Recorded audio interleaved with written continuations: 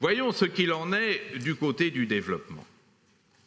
Et là, force est d'admettre que le résultat n'est pas meilleur, n'est pas plus probant. Pensez par exemple que le nombre de PMA, c'est-à-dire les pays dits les moins avancés, est peu à peu passé, à mesure que s'accomplissait la décolonisation, de 25 à 49. C'est-à-dire que les Nations Unies considèrent que plus du quart des États qui composent le système international sont dans une situation de pays les moins avancés. Ces 49 PMA, plus du quart, je vous rappelle, plus du quart des États membres des Nations Unies représentent à eux tous moins de 2% du PIB mondial. Et c'est probablement vers ceci que nous devons tourner nos regards. D'abord parce que c'est là que se trouve le plus grand nombre de conflits. Mali, Niger, Tchad, République centrafricaine, Sierra Leone, et on pourrait ainsi continuer cette épouvantable énumération. Au-delà de cela, le bilan est géographiquement contrasté. Mais finalement, à propos du développement au sens large du terme, y a-t-il une région du monde qui s'en sorte totalement et clairement? Évidemment, tout le monde s'accorde à considérer que la situation de l'Asie est bien meilleure aujourd'hui qu'hier. C'est incontestable.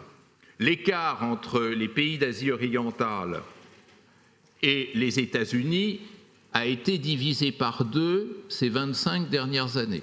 Ces 25 dernières années, les pays d'Asie, globalement, ont récupéré la moitié de leur retard par rapport à la première puissance mondiale. Est-ce que pour autant, l'Asie est tirée d'affaire? Moi, je vois quand même derrière l'Asie, outre la prolifération de conflits politiques, à peu près chaque État d'Asie a au moins un conflit, un litige territorial avec un de ses voisins, donc c'est probablement la région du monde où les conflits potentiels sont les plus nombreux, mais je vois surtout 2 problèmes dans le développement réussi de l'Asie. D'abord, un problème de contestation sociale montante. L'Asie est composée de sociétés dont les tensions sociales s'affirment de plus en plus et de manière particulièrement inquiétante. D'abord parce que les sociétés d'Asie entrent doucement dans le temps de la consommation et que toute une fraction de la population, en Chine notamment, mais pas seulement en Chine, se trouve en difficulté pour accéder à la consommation. Dans une situation de mobilisation sociale de plus en plus grande, de visibilité sociale de plus en plus grande, est-ce que cette partie la plus pauvre de la population chinoise, qui a financé l'essentiel de l'effort du développement chinois, acceptera longtemps d'être marginalisée de la consommation? Autre problème social qu'on a vu et qui est grave partout en Asie, c'est le vieillissement progressif de la population. Le vieillissement qui d'abord économiquement risque de plus en plus de modifier de façon défavorable l'équilibre entre population active et population inactive et donc de bloquer les beaux taux de développement et de progression du PIB à 2 chiffres. Mais surtout, quels sont les moyens de protection sociale et de protection de la vieillesse que les nouvelles économies asiatiques sont capables de fournir? La Chine pourra-t-elle faire face à l'angoissant besoin de gestion de sa population âgée qui sera de plus en plus importante comme proportion de la population globale? Et derrière cela se pose un autre problème pour l'Asie, au-delà de ces problèmes sociaux, qui est un problème culturel, qui est aussi une source de formidables tensions. Quelle culture pour la modernité asiatique? Est-ce une culture occidentale importée? Celle-ci a été mise en échec depuis déjà fort longtemps. Celle-ci a conduit, comme je vous l'ai montré, à ces crispations asianistes, c'est-à-dire l'affirmation qu'il y a un autre modèle politique, économique et social de développement que celui porté par la modernité occidentale. Mais alors, quel sera ce modèle ? Et est-ce que ce modèle de substitution ne risque pas de remettre en cause le passage à la démocratie ? C'est une question, il n'y a pas de réponse. Mais ce sont là les faces cachées du beau développement asiatique qui va donc au-delà de ce que nous livrent simplement les chiffres. L'Amérique latine a réussi aussi un développement remarquable sur le plan politique en sortant presque totalement de la dictature à la fin des années 80, sur le plan économique à partir de phénomènes d'émergence remarquables dont le Brésil a été incontestablement l'étendard. Quel est l'avenir de cette croissance en Amérique latine, sachant que le taux de croissance du Brésil, qui flirtait avec les 2 chiffres il fut un temps, maintenant avoisine timidement les taux de croissance que nous connaissons dans une Europe en situation délicate. Que le Brésil et l'Allemagne aient à peu près les mêmes taux de croissance est évocateur des difficultés que ce grand pays émergent risque de connaître. De même, et c'est tout le problème, quel est le degré de solidité démocratique en Amérique latine ? L'Amérique latine a inventé une nouvelle gauche, ce que l'Europe n'a pas su faire. Donc un vrai débat politique, ce qui est à mettre à son crédit. Mais des événements comme ceux auxquels nous avons assisté au Paraguay montrent que le passage à la démocratie n'est peut-être pas aussi irréversible que ça. Où en est l'intégration régionale latino-américaine au moment où le Mercosur inspire des déceptions?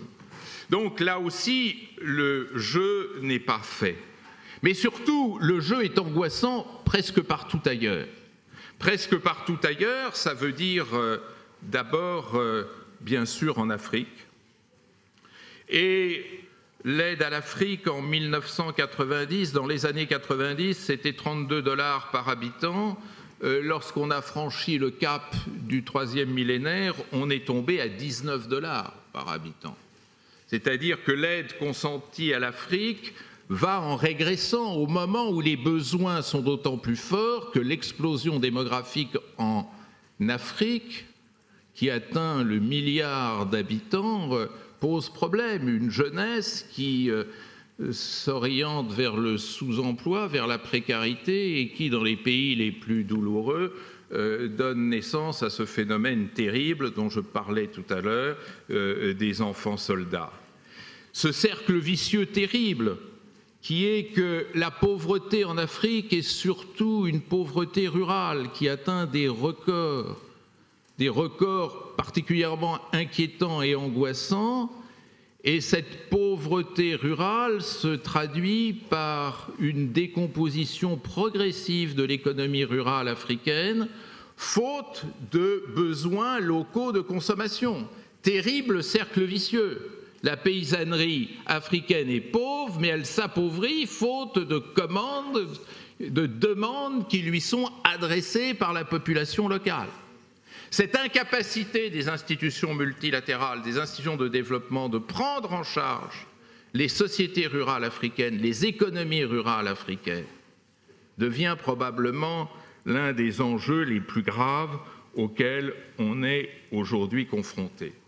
Et j'en terminerai en disant que l'angoisse que nous inspire l'Afrique, tempérée de manière très fragile par ceux qui disent « mais vous verrez, dans quelque temps, ça sera le continent de toutes les richesses à cause de son sous-sol ». Oui, mais est-ce qu'on n'est pas en train de le piller, le sous-sol africain? Est-ce que véritablement les Africains vont pouvoir garder la maîtrise de leur sol et de leurs terres cultivables? C'est un problème que j'ai évoqué dans mon cours et sur lequel je ne reviens pas. Ce triste sort africain, il est de plus en plus partagé par 2 autres régions du monde qui ne se situent pas au même niveau de pauvreté, mais qui ne parviennent pas à se transformer, que sont le monde arabe, dont les indices de développement humain décidément sont bloqués, et d'autant plus que la guerre tend à y gagner du terrain, au Maghreb, au Machrek, et même les pays des confins de l'ancienne URSS, dont la décomposition est loin d'avoir assuré le développement et le décollage. Je pense notamment aux républiques d'Asie centrale, mais aussi aux républiques caucasiennes, mais aussi la situation dans laquelle, vous en entendez parler par la presse aujourd'hui, se trouve l'Ukraine. Oserais-je ce refrain, décidément, tant que le développement ne progresse pas, eh bien la paix ne progresse pas non plus.